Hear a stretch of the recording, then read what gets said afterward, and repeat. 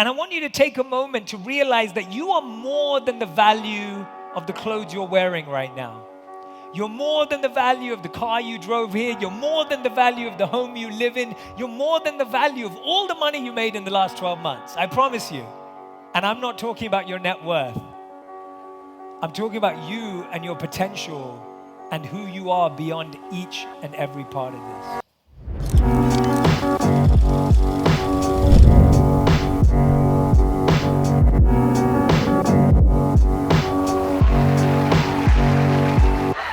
I'm about to take a plane to Egypt and specifically Cairo, where I'll be speaking to a group of entrepreneurs and CEOs who are building life-changing businesses. I'll be in Cairo for 24 hours and then I'll come back. So it's definitely not glamorous, but it is fun, it is purposeful, and it is meaningful.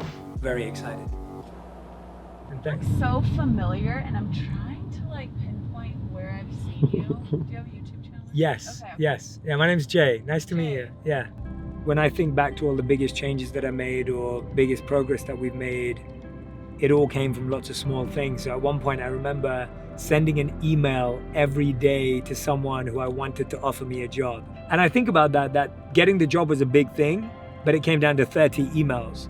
And those 30 emails came down to 30 moments. And those 30 moments came down to one intention, to want to live my purpose. And so you could say a really big thing happened based on a ton of really small things.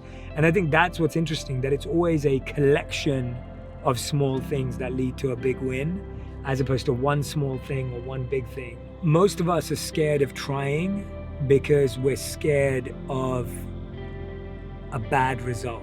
We're scared of rejection. We're scared of a negative outcome. And that often stops us from starting. I realized that if I get addicted to the process, if I get addicted to figuring out how I can pivot, how can I adapt, allowing myself to make mistakes, but constantly trying to tweak my approach and my methodology, then I'm convinced that I'll figure out how to get to the right outcome. So if the result isn't what I wanted, I go back to the process and I start adapting and messing around with the process. But if your focus always shifts back to the methodology and the approach, then you'll never go wrong, in my opinion. We are in Dubai airport. I come to Dubai like 3-4 times a year, but this time I'm not staying in Dubai. And so we're about to jump on another plane. We're doing a connecting flight. We've been traveling for 17 hours already. Our next flight is around 2.5 hours, I think. Me and Jackson, we like long flights because we get to sleep and eat. I get to reflect. I get to disconnect. And I have forgotten my checked bag twice now. And Jay just saved my life again. I left it on the airplane. And I also left it at the private terminal, so. One of you guys left a carry-on in your suite. Where'd you go back? We'll see where else I leave it.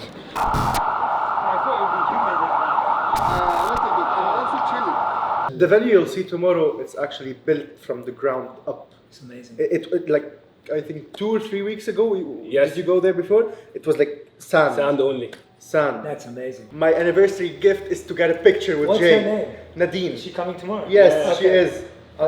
Let's send her a little video now. No way. Yeah. She's gonna go crazy. Nadine. So someone told me that you keep sending my podcast to them, but I just wanted to say thank you. I'm excited to meet you tomorrow. Sending you so much love. Thanks for sharing my podcast, listening to them, and I'll see you tomorrow. Take care.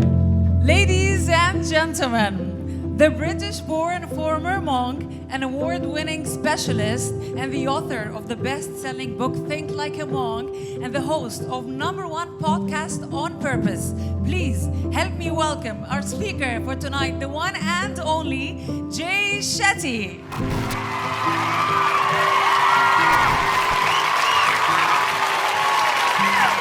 Good evening, Egypt. I am so grateful and so honored to be here with you right now. Thank you so much for all the love that I'm feeling from this room. I am so grateful, so humbled, and so happy to be with each and every single one of you. There are 4 things or 4 thoughts that I need to improve my happiness. And they come in the form of an acronym called TIME, T-I-M-E.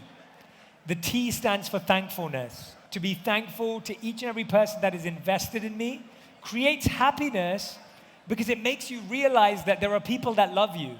The I is for inspiration. We have to be really careful about which thoughts we allow in and which thoughts we repeat. M stands for meditation. Meditation means just spending some time with yourself. And then the E is for exercise. Moving, sweating, working out, sport, whatever you want to do. And I'll add one more, S, sleep. If you're getting good quality sleep, TIMES, thankfulness, inspiration, meditation, exercise, sleep, those 5 habits guarantee happiness. I promise you. Just do them well every day. I tend to become very, very scared of like losing people, like friends, people I love, parents as they grow, and so forth. And I live in that constant fear. So how do you overcome that? Often we live at the other extreme. So the other extreme is we never think about them. And then when they go, we feel heartbroken that we didn't care. And then you're on the other end where you think about them too much, where now that anxiety is overwhelming and it's painful. So what we have to do is we have to transform that fear into action. We have to transform that fear into love. And the way you do that is every time you feel that, you create a habit. You create a practice around how you're going to show that person love. I've made a lot of mistakes in my life, and there are some that I wish I could change, and there are some that I'm really glad that I can't change. And what I've realized more and more and more is that when you try and avoid mistakes, you often make worse ones than when you just allow things to flow.